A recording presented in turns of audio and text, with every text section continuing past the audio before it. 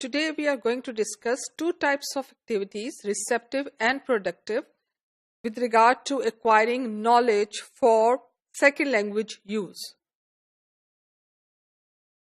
The first type of activities are called receptive activities. They are designed to develop the receptive skills. By receptive skills, we mean reading and listening. They are considered receptive because they receive the input and they do not use language or produce language for the using of these two skills, which is reading and listening.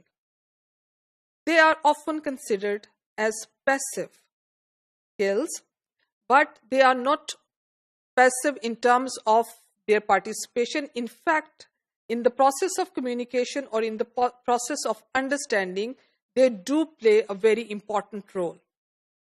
They play a very important role in terms of second language acquisition with regard to comprehension, with regard to understanding of the input through auditory process, through reading process. Therefore, they are not considered totally passive skills.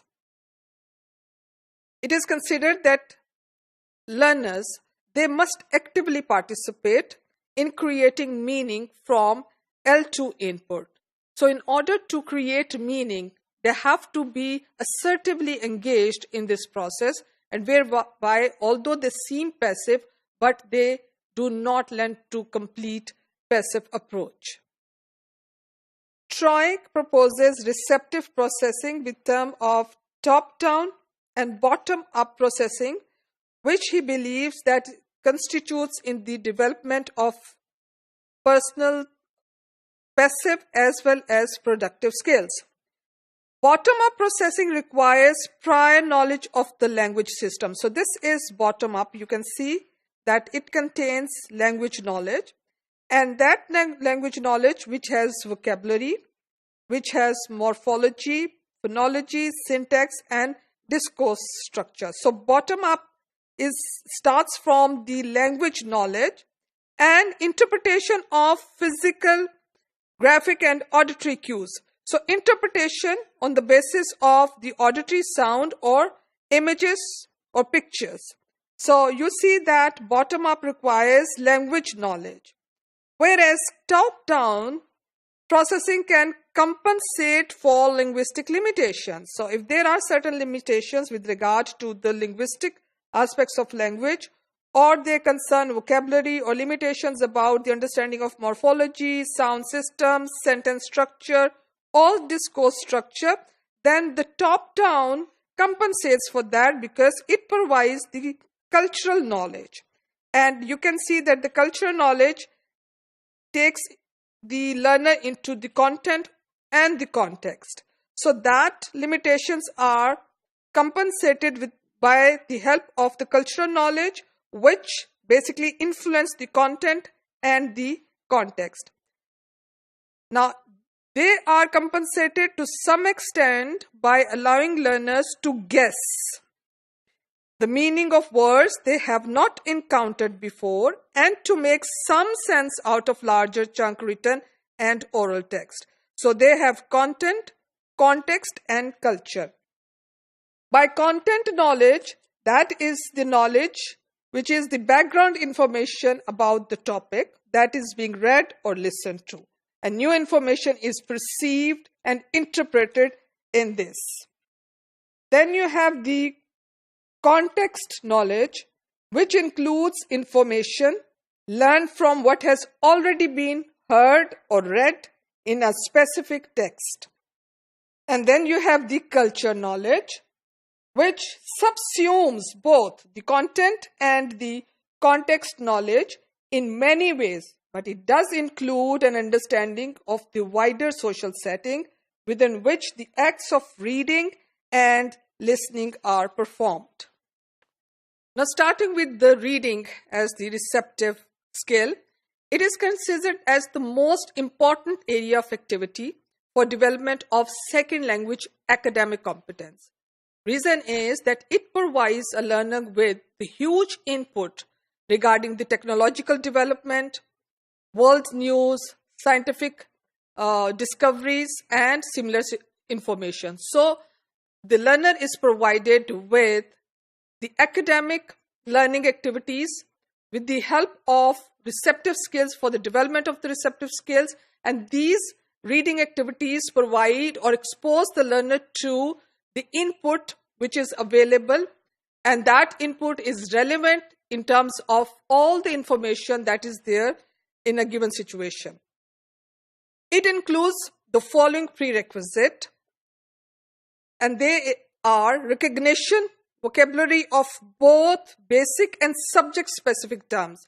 So the learner is required to have the understanding of the information that is given, should be able to recognize the subject specific as well as the basic vocabulary, including their meanings, graphics representation, etc.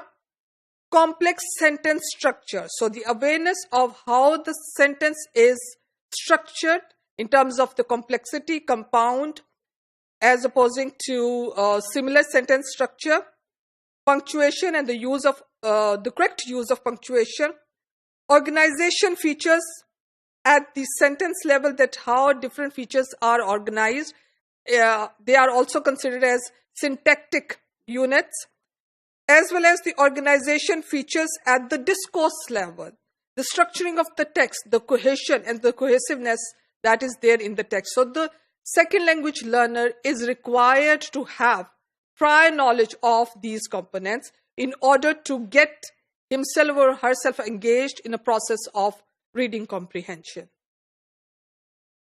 Now, GRAP reviews research on fluent academic reading.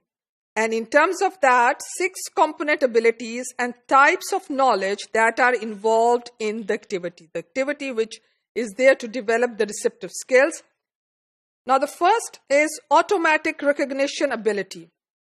That is the ability as opposed to conscious, something which the process when it becomes automatic, as opposed to conscious learning, word perception and identification is necessary. So unless and until the process becomes automatic, the fluency does not occur. So in order to be fluent, the learner should have this automatic recognition ability. Second is vocabulary and structural knowledge.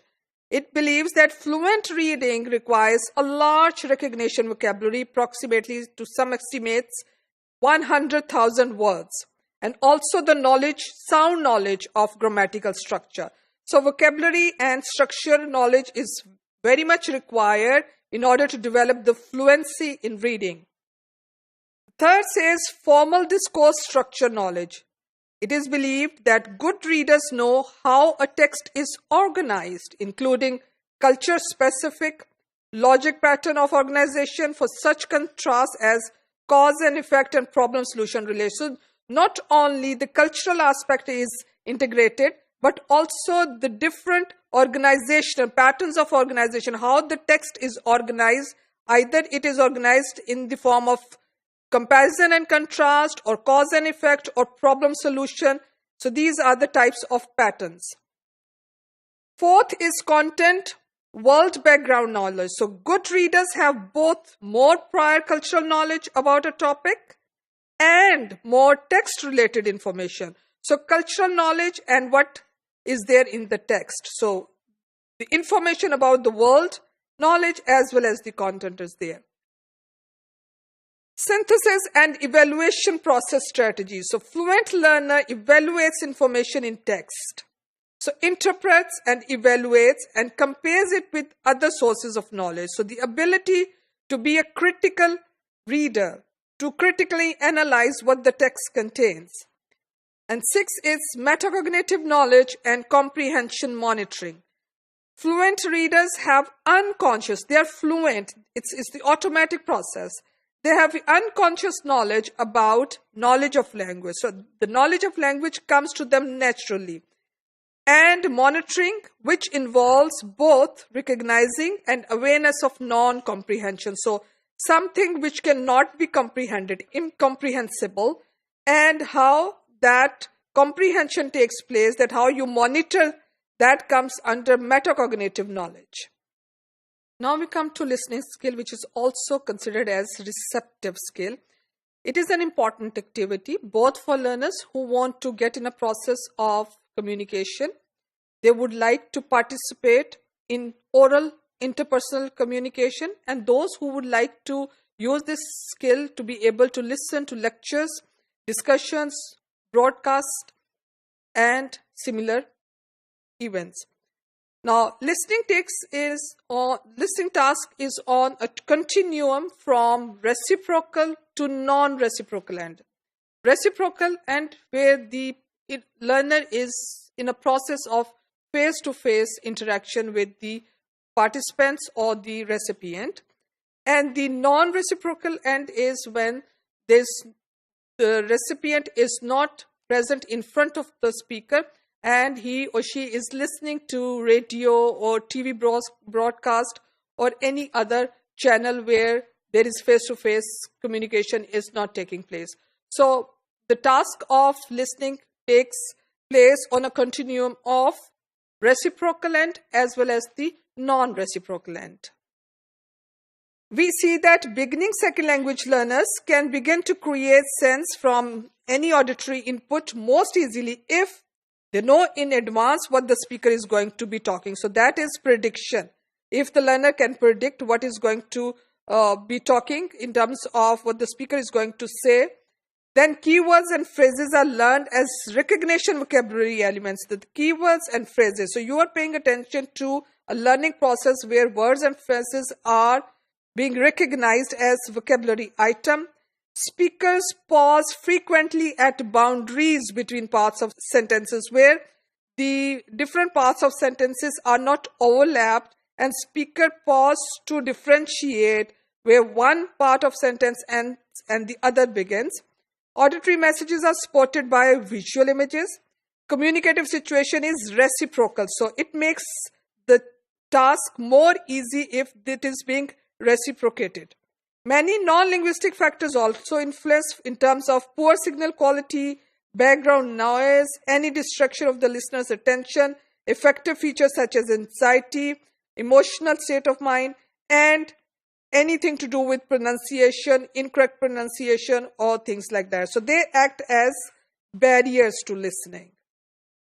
To conclude, reading and listening are receptive skills and require receptive activities for their development. As with reading, development of advanced academic listening proficiency requires extensive exposure to oral as well as academic text, but its proficiency can usually not be maintained at a high level without continuing second language oral input.